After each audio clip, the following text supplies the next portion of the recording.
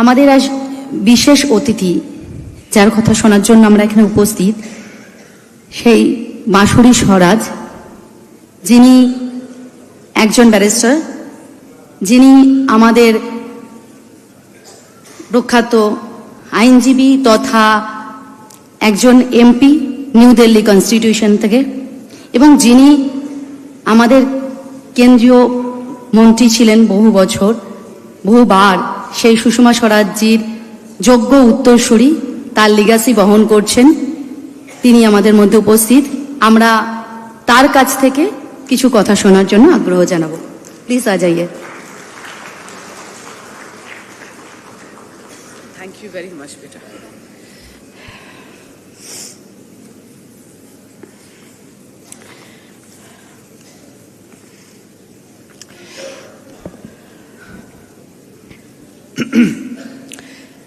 সকলকে নমস্কার। আমি বাংলা বুঝতে পারি, বলতে পারি না, इसीलिए अब आगे की बात अपन हिंदी और इंग्लिश में करेंगे। It's like coming back home. Whenever I come to Kolkata, especially, I feel very privileged when I come and meet members of the legal fraternity. For those who do not know, I believe that the Kolkata High Court in some capacity is a parent high court for me as well, because I used to be Shri Shekhar Basu's junior. In fact, Rajdeep Majumdar ji used to be my senior in chamber. And whatever जो भी legal दावपेच सीखा है वो Calcutta high court की लाल colour की red brick corridors में ही सीखा है, अपने सीनियर्स से सीखा है। इसलिए coming back here is like coming back home. It is such an honour and a privilege to be here. Ladies and gentleman, thank you very much for having मी।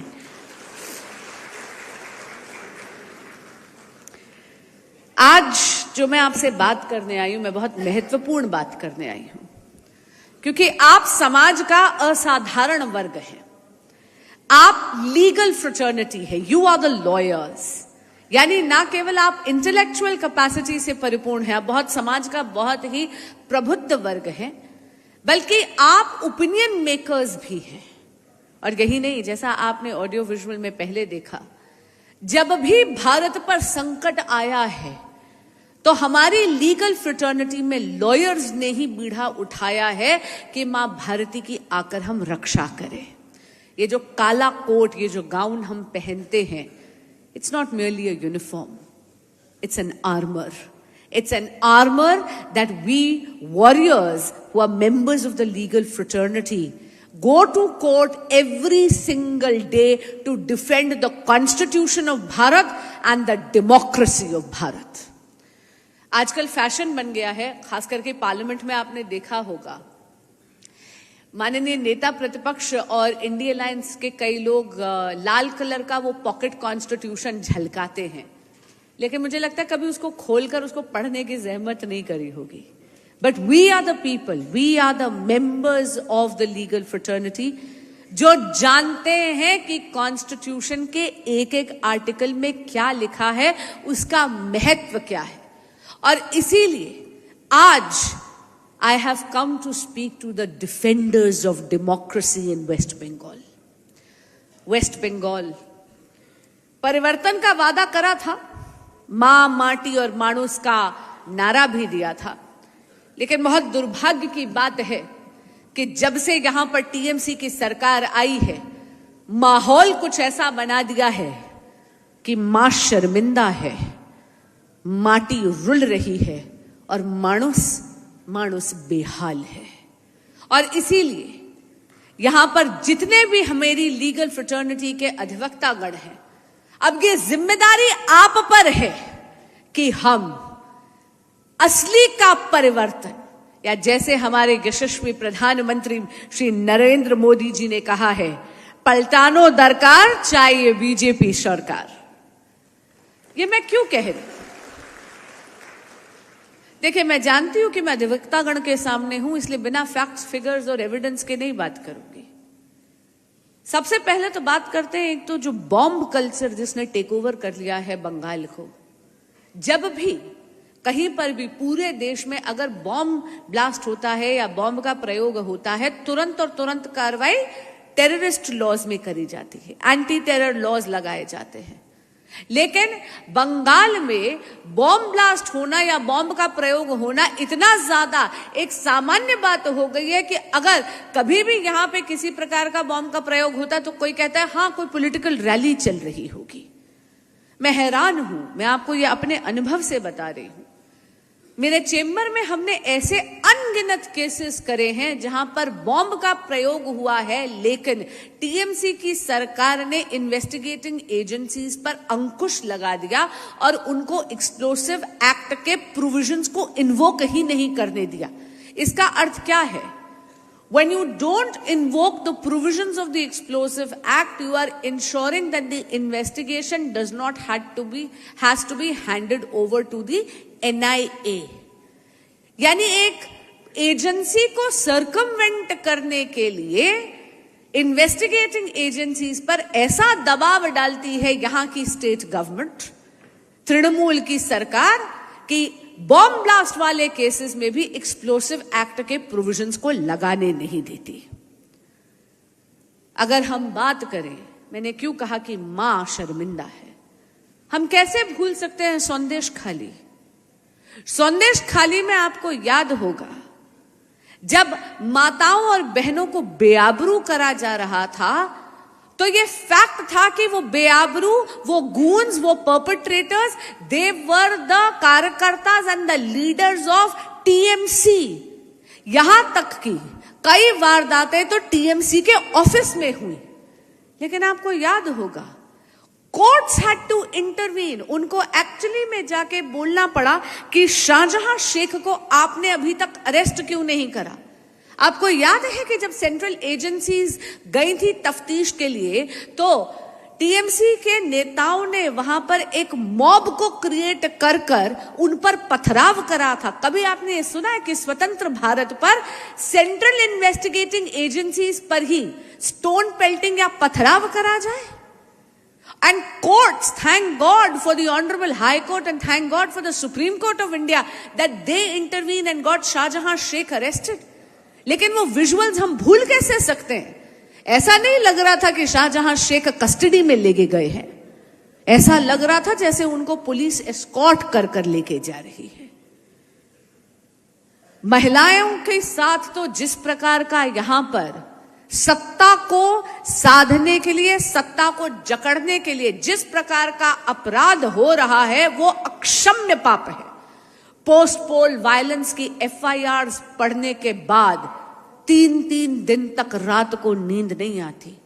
एक ही परिवार की न 15 बरस की बच्ची सुरक्षित थी, न 50 बरस की महिला।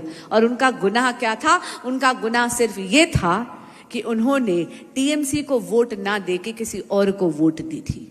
Dissent, ladies and gentlemen, as we lawyers know, is the backbone of democracy. But dissent cannot be punished with the kind of cruelty that the Mamata Trinamool government is actually perpetrating in Bengal presently. अगर हम बात करें तो RG कर में आपको याद होगा जब वो एक मेडिकल स्टूडेंट का रेप हुआ था, courts had to intervene because there was no action being taken. जब सीबीआई को इन्वेस्टिगेशन सौंपी गई तो सीबीआई की रिपोर्ट में यह बोला गया कि यहां की लोकल इन्वेस्टिगेटिंग एजेंसीज ने कॉलेज की मैनेजमेंट के साथ कवर अप करने की प्रयास करी थी। और जिस प्रकार का संवेदनहीन बयान स्वयं ममता बनर्जी ने, जो कि एक महिला मुख्यमंत्री है लेकिन उनके ही राज्य में महिलाएं रुल रही हैं, असुरक्षित हैं, उनकी उन्होंने अनदेखी कर रही है। मैंने कहा ना, मां शर्मिंदा है और माटी रुल रही है। माटी इसलिए रुल रही है और मानुस बेहाल है कि किसी भी प्रकार की पॉलिटिकल डिसेंट पे यहां पर तुरंत एक एफआईआर लगा दी जाती है। You will be shocked. हम लोग सुवेंदु अधिकारी जी के लिए मैटर्स कर रहे थे, जिस प्रकार की एलिगेशंस उन पे लगी है, यहां पर फर्स्ट ईयर लॉ का बच्चा भी खड़े होकर हंस पड़ेगा कि ये किस प्रकार की एलिगेशंस लगाई हैं। एक जगह तो उन पर चोरी का इल्जाम लगाया था कि किसी कार्यकर्ता की उन्होंने गोल्ड चेन चुरा ली। मैं लीडर ऑफ द ऑपोजिशन की बात कर रही हूं। शुवेंदु अधिकारी पे उन्होंने यह आरोप लगाया था कि उन्होंने सोने की चेन चुराने का प्रयास करा। एक जगह उन पर 2000 रुपए चोरी करने का इल्जाम लगाया गया और एक एफआईआर में तो सीआरपीएफ के साथ उनको यह बोला गया कि आपने सीआरपीएफ के साथ कलूड करके, कंस्पिरेसी करके टारपोलिन चुराने का आरोप उन पर लगाया गया है। मखौल बना दिया है पूरे के पूरे लीगल प्रोसेस का। Investigation and prosecution have now turned into nothing but persecution under the Mamata government.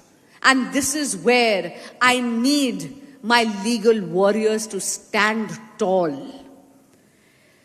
आपको याद होगा कि 2017 में एक बहुत ही अजीब सा वाकया यहां पर हुआ होगा।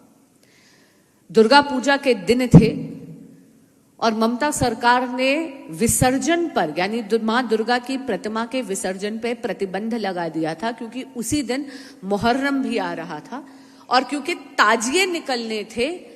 तो ममता सरकार ने ये बोला कोर्ट में, जब हाई कोर्ट ने इस बात का सुओ मोटो कॉग्निजेंस लिया तो उन्होंने ये कहा कि यहां पर कम्युनल वायलेंस हो सकती है, इसलिए दुर्गा पूजा के विसर्जन पर प्रतिबंध लगा दिया गया है। बंगाल ये मां दुर्गा की भूमि है, बंगाल ये मां काली की भूमि है। जब भी आप बात करते हैं दुर्गा पूजा की तो पूरे भारत में सबसे पहले आपको बंगाल याद आता है। अरे मां दुर्गा की भूमि पर आपने दुर्गा पूजा के दिन मां दुर्गा के प्रतिमा के विसर्जन पर प्रतिबंध लगा दिया। ये तो मैं धन्यवाद करती हूं कलकत्ता हाई कोर्ट का, जिन्होंने इस देश में सेक्युलरिज्म और इस देश की डेमोक्रेसी दोनों को अपहोल्ड करते हुए ममता बनर्जी की सरकार को यह डायरेक्शन दी कि नहीं, मुहर्रम के ताजिए भी निकलेंगे और दुर्गा पूजा का विसर्जन भी होगा। मैं पूछना चाहती हूं यहां आपके माध्यम से कि सेक्युलरिज्म की किस प्रकार की ट्विस्टेड और संकीर्ण परिभाषा ममता सरकार चलाती है। आपने हाल ही में बजट देखा होगा, जो अभी फरवरी के महीने में इंटरिम बजट निकाला है बंगाल सरकार ने। 5,600 plus crore rupees have been granted to minority affairs and मदरसास। देखिए, मैं किसी भी समुदाय के खिलाफ नहीं हूं, लेकिन मैं पूछना चाहती हूं ममता सरकार से कि हाल ही में जो डियरनेस अलाउंस का ऑर्डर आपके खिलाफ सुप्रीम कोर्ट ऑफ इंडिया ने दिया है, उसका प्रावधान आप करना कैसे भूल गए। आपको याद होगा 2008 से लगभग 15 से 20 लाख सरकारी कर्मचारी, government employees of the Bengal government were suffering, क्योंकि ममता जी की सरकार ने उनका डियरनेस अलाउंस रोक दिया था। सुप्रीम कोर्ट को यह कहना पड़ा, पहले हाई कोर्ट से वो एम्प्लॉयज जीते और फिर सुप्रीम कोर्ट से दोबारा जीते। सुप्रीम कोर्ट ने यह बोला dearness allowance is a legal right of every government employees. और जो ऑर्डर आया है फरवरी के ही महीने में, उसमें सुप्रीम कोर्ट ने यह कहा है कि 25% यानी 25% डियरनेस अलाउंस आपको अरियर्स के साथ इन एम्प्लॉयज को तुरंत देना है। इसके अलावा उन्होंने जस्टिस इंदु मल्होत्रा, जो farmer retired high supreme court जज हैं, उनकी अध्यक्षता में एक समिति भी बनाई जो बाकी के पूरा का पूरा प्रोसीजर भी देखेगी कि कैसे ये डियरनेस अलाउंस देना है। पर मैं पूछना चाहती हूं यहां से खड़े होकर कि 11,000 करोड़ की लायबिलिटी आपके सिर पे गिरती है, आप अपने ही सरकार के सरकारी मुलाजमों को 15 साल तक कचहरी के चक्कर कटवाते हैं। आपकी ना नीयत है उनका समाधान करने की, ना आपकी नीयत है उनको डियरनेस अलाउंस की, लेकिन 5,600 करोड़ रुपए आप केवल और केवल मदरसों की एजुकेशन के लिए दे देते हैं, क्योंकि कहीं ना कहीं आपने बंगाल के विकास को अपनी तुष्टीकरण की, वोट बैंक की राजनीति के बलि चढ़ा दिया है। मैं कुछ आंकड़े रखना चाहती हूं आपके सामने, यू विल बी शॉक्ड। अगर मैं इकोनॉमिक्स की बात करें तो एक वक्त था जब इंडस्ट्रियल आउटपुट में पूरे भारत में बंगाल का शेयर 27% यानी 27% हुआ करता था। टीएमसी के आने के बाद ये इंडस्ट्रियल आउटपुट 27% से गिरकर मात्र 3.5% हो गया है। ये बहुत शर्मनाक बात है। एक वक्त था कि बंगाल 10.5% कंट्रीब्यूट करता था नेशनल जीडीपी में, लेकिन अब ममता जी के नेतृत्व में आई हुई टीएमसी की सरकार ने यह सुनिश्चित कर दिया कि बंगाल की हिस्सेदारी जीडीपी में आधी हो गई है और अब बंगाल मात्र 5.6% कंट्रीब्यूट करता है नेशनल जीडीपी में। यही नहीं, आप ये भी देखिएगा कि पर कैपिटा इनकम जो कभी 27.5% होती थी नेशनल एवरेज से ज्यादा, वो अब टीएमसी के राज में गिरकर मात्र 16.3% हो गई है। हाल ही में आपने देखा था कि माननीय मुख्यमंत्री ममता बनर्जी सुप्रीम कोर्ट गई थी। एसआईआर का मुकदमा चल रहा था और सीजेआई ने उनकी जिरह सुनने के बाद सीधा ये बोला है, एसआईआर एक ऐसा इंडिपेंडेंट और आवश्यक प्रोसीजर है, एक ऐसी कानूनी प्रक्रिया है जो ये सुनिश्चित कर रही है कि बंगाल के जो लेजिटिमेट वोटर्स हैं उनका जेन्युइन राइट प्रोटेक्टेड रहे। और इसीलिए honourable supreme court of India ने कहा, we won't allow any impediment in completion of SIR. यहां तक कि बंगाल की पुलिस को शोकॉज नोटिस दिया गया है क्योंकि यहां पर the TMC government was misusing the investigating agencies and the police using violence to thwart the entire SIR procedure. Bengal की पुलिस को सुप्रीम कोर्ट की हिदायत है कि आप ये सुनिश्चित करेंगे कि बंगाल में एसआईआर की प्रक्रिया पूरी होगी और किसी भी प्रकार की वायलेंस के इंसिडेंट्स नहीं होंगे। मित्रों, ये तो मैंने कुछ आपको एग्जाम्पल्स दिए हैं, और मैं धन्यवाद करती हूं कि बार बार चाहे हाई कोर्ट हो चाहे सुप्रीम कोर्ट हो, उसको आना पड़ता है, कवच की भूमिका निभानी पड़ती है, वरना वोट बैंक पॉलिटिक्स, अपीजमेंट की पॉलिटिक्स और तुष्टिकरण की राजनीति की बलि बंगाल का देवतुल्य मतदाता पता नहीं कब की बलि चढ़ चुका है। लेकिन आज मैंने कहा ना, मैं अपनी लीगल फ्रेटर्निटी के वॉरियर्स से बात करने आ रही हूं, क्योंकि ये जो असली परिवर्तन है, ये जो डेमोक्रेसी को बचाने की मुहिम है, यह केवल और केवल वकीलों के माध्यम से हो सकती है। आगामी चुनाव में हमारे विधि प्रकोष्ठ यानी लीगल सेल की बहुत अहम भूमिका है और इसीलिए मैं आज केवल आपसे बात करने नहीं आई हूं, मैं आपका आवाहन करने आई हूं। आपके प्रचार की शक्ति, आपके प्रसार की शक्ति और आपके प्रभाव की शक्ति का आवाहन करने आई हूं। नॉमिनेशन पेपर्स की स्क्रूटनी, उनको कैसे भरा जाए इसकी तैयारी करिएगा। जितने भी भारतीय जनता पार्टी और एनडीए के कैंडिडेट्स हैं, उनको आपकी जरूरत है, आपकी सतर्कता की जरूरत है, आपके चौकन्नेपन की जरूरत है, आपकी लीगल प्रोएस की जरूरत है।